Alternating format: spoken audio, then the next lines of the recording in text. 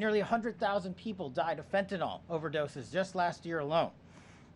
Here, this year, under this president, the FBI has seized 1,900 kilograms of fentanyl so far.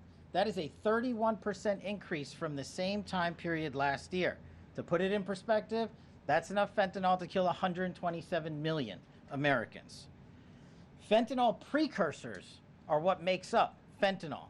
While we, the interagency, the Department of Justice, have been fighting hard to seize and stop drug traffickers, we must attack fentanyl precursors, the ingredients necessary to make this lethal drug. That was the sole purpose of my trip to China, to eliminate these precursors. And if successful, we would suffocate the drug trafficking organization's ability to manufacture fentanyl in places like Mexico.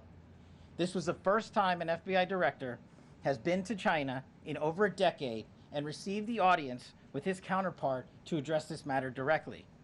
And again, thanks to President Trump's direct engagement with President Xi, the government of China committed fully to my engagement there on the ground in Beijing at a level never seen before. While at Ministry of Public Security headquarters, I met with my counterpart at MPS, where the Chinese government agreed on a plan to stop fentanyl precursors. What does that mean? The People's Republic of China has fully designated and listed all 13 precursors utilized to make fentanyl. Furthermore, they have agreed to control 7 chemical subsidiaries that are also utilized to produce this lethal drug. Effective immediately, essentially, President Trump has shut off the pipeline that creates fentanyl that kills tens of thousands of Americans. These substances are now banned, and they will no longer be utilized by the Mexican drug trafficking organizations or any other DTOs around the world to make this drug. This historic achievement has saved tens of thousands of lives. This historic achievement would not have been possible without the tremendous team of President Trump, the Attorney General, the Department of Justice, the Federal Bureau of Investigation, and Ambassador Perdue in China, whose ground-level engagements were imperative to achieving this result.